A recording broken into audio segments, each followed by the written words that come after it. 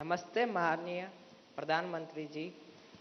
मैं धीरज सुथार, मैं राजकीय उच्च माध्यमिक विद्यालय कोंदवा राजसमंद राजस्थान से हूँ। मैं 12वीं कक्षा में अध्ययनरत हूँ। मेरा प्रश्न यह है कि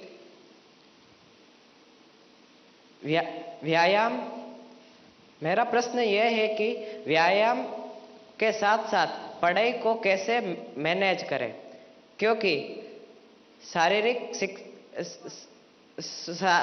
स्वास्थ्य भी उतना ही जरूरी है जितना कि मानसिक स्वास्थ्य। कृपया मार्गदर्शन करें। धन्यवाद सर। आपका शरीर देख करके लगता है मुझे आपने सही सवाल पूछा है।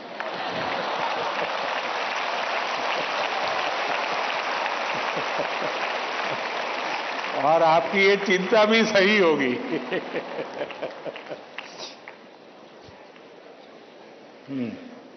धन्यवाद धीरज। अपनी सांस्कृतिक परंपरा और बर्फीली चोटियों पर तैनात सेना के जाबाजों के शौर्य के लिए विख्यात उत्तर भारत के प्रमुख केंद्र शासित प्रदेश लद्दाख के पीएम श्री केंद्रीय विद्यालय कारगिल की छात्रा नजमा खातून हमसे ऑनलाइन माध्यम से जुड़ रही हैं और प्रधानमंत्री जी आपसे प्रश्न पूछना चाहती हैं। नजमा, कृपया अपना प्रश्न पूछिए। माननीय प्रधानमंत्री जी नमस्कार। मेरा नाम नजमा खातून है। मैं पीएम श्री केंद्रीय विद्यालय कारगिल लद्दाख में पढ़ती हूँ। मैं कक्षा 10वीं की छात्र हूँ। मेरा आपसे प्रश्न यह है कि परीक्षा की तैयारी और स्वस्थ जीवन शैली बनाए रखने के बीच संतुलन कैसे बना सकते हैं? धन्यवाद। शुक्रिया नजमा। पूर्वोत्तर भारत के रत्न जनजातीय बहुल राज्य अरुणाचल प्रदेश के नाहरलोगुन गवर्नमेंट हायर सेकेंडरी स्कूल से एक शिक्षिका टॉबी लामी जी इस सभागार में उपस्थित हैं और प्रधानमंत्री जी से प्रश्न पूछना चाहती हैं। नमस्कार माननीय प्रधानमंत्री जी, मेरा नाम तोबी लोमी है। मैं एक शिक्षिका हूँ। मैं government higher secondary school Naharlagun Arunachal Pradesh से आई हूँ।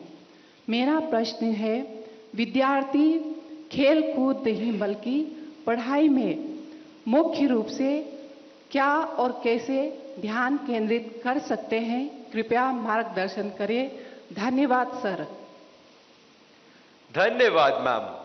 प्रधानमंत्री जी, धीरज, नजमा और तोबी जी पढ़ाई और हेल्दी लाइफ में सामंजस्य कैसे स्थापित करें, इस विषय पर आपका मार्गदर्शन चाहते हैं।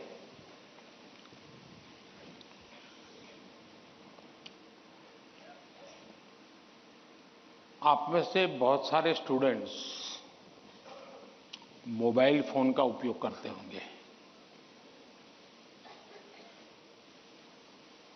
और कुछ लोग होंगे शायद उनको घंटों तक मोबाइल फोन की आदत हो गई होगी।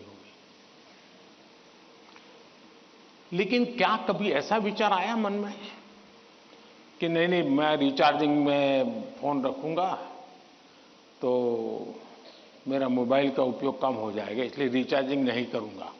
अगर रिचार्जिंग नहीं करूंगा तो मोबाइल काम करेगा क्या? करेगा क्या? तो मोबाइल जैसी चीज जो रोजमर्रा देखते हैं उसको भी चार्जिंग करना पड़ता है, नहीं करना पड़ता है? अरे जवाब तो दीजिए। रिचार्ज करना पड़ता है, नहीं करना पड़ता है? अगर मोबाइल को करना पड़ता है तो ये बॉडी को करना चाहिए कि नहीं करना चाहिए?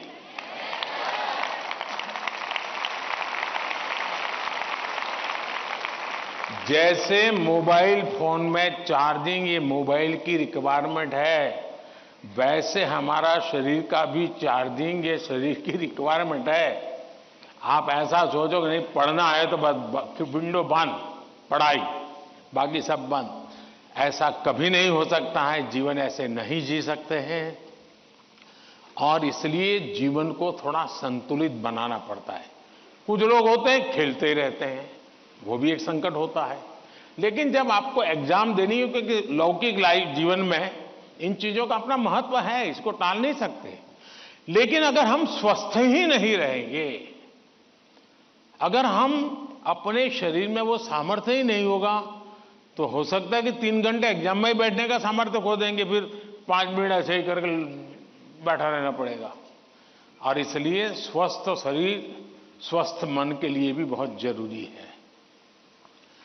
अब स्वस्थ शरीर का मतलब ये तो नहीं है कि आपको पहलवानी करनी है, ये आवश्यक नहीं है, लेकिन जीवन में कुछ नियमितताएं होती है।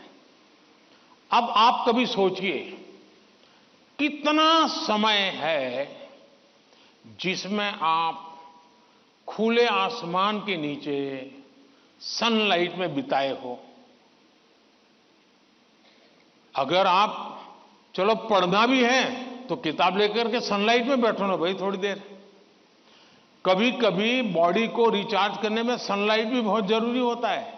क्या कभी कोशिश की नियम से कि भाई मैं दिन में कैसे भी करके इतना तो मौका निकाल दूं ताकि मुझे सनलाइट के साथ नाता रहे। उसी प्रकार से कितना ही पढ़ना क्यों ना हो, लेकिन नींद को कभी भी कम मत आंकिए। जब अपनी मम्मी हमको कहती हैं कि सो जाओ तो उसका इंटरफेरेंस मत मानिए। ज्यादातर स्टूडेंट का ईगो इतना हर्ट हो जाता है कि तुम कौन होती हो, सो जाओ और मुझे कल एग्जाम देनी है, मैं सोऊंगा नहीं सोऊंगा तुम्हें क्या लेना। ऐसा करते हैं ना घर में। जो नहीं करते हैं मन न बोले, जो करते हैं वो बोले। जरा करते हैं, कोई नहीं बोल रहा है। लेकिन ये पक्का है कि नींद के विषय में भी अगर एक बार रील पर चढ़ गए, एक के बाद एक रील देखते गए, छुपाना चाहते हो ना, कितना समय बीत गया पता नहीं, कितनी नींद खराब हो गई पता नहीं, क्या निकाला पहला रील देखा था याद करो जरा, याद भी नहीं है, ऐसे ही देख रहे हैं।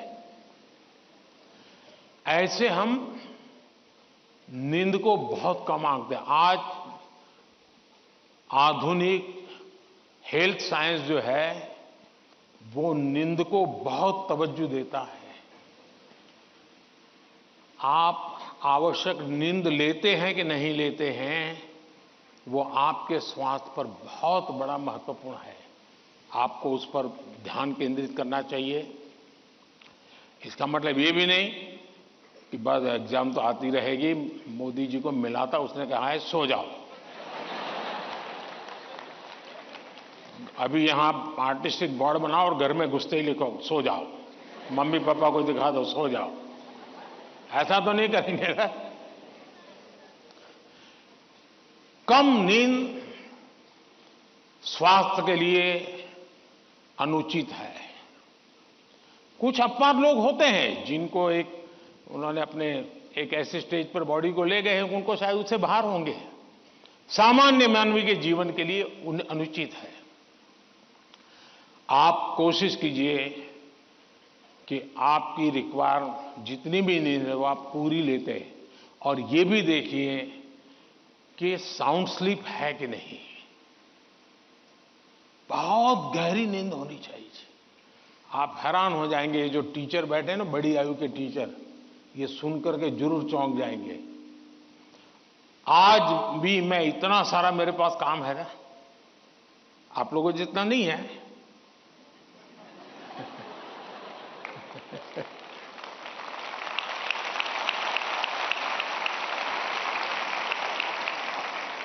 लेकिन 365 दिन कोई अपवाद नहीं। अगर मैं बिस्तर पे लेटा नहीं कि 30 सेकंड में डीप स्लीप की तरफ नहीं चला गया था, होता नहीं। 30 सेकंड लगता है मुझे। आप में से बहुत छोटी आयु के भी होंगे, कभी इधर कभी उधर, कभी उधर कभी उधर, फिर नींद आई तो आई। क्यों? मेरा बाकी जो जागृत अवस्था का समय है उसमें बहुत जागृत रहता हूं मैं। तो जब जागृत हूं तो पूरी तरह जागृत हूं, जब सोया हूं तो पूरी तरह सोया हूं।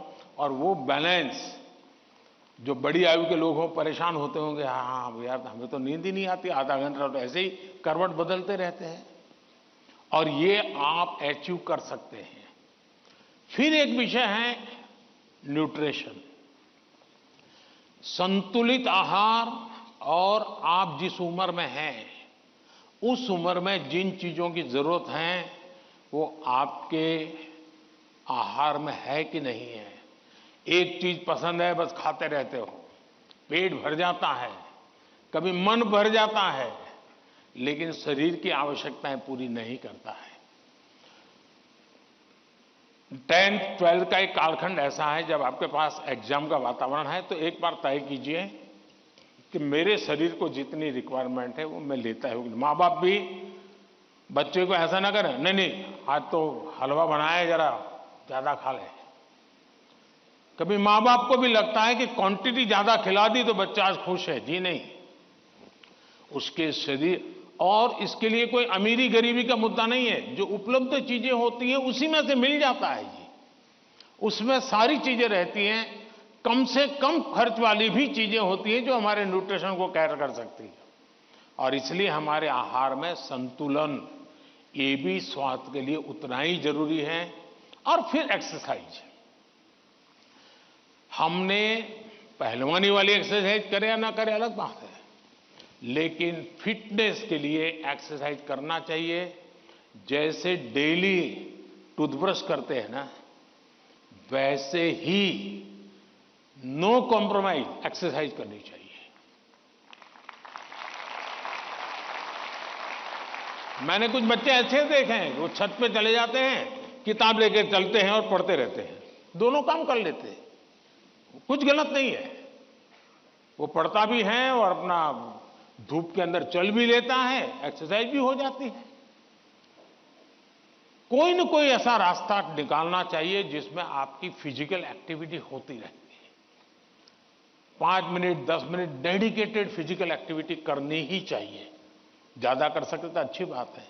अगर इन चीजों को सहज रूप से आप लाएंगे, एग्जाम के तनाव के बीच सब कुछ इधर करेंगे वो नहीं करेंगे तो नहीं चलेगा।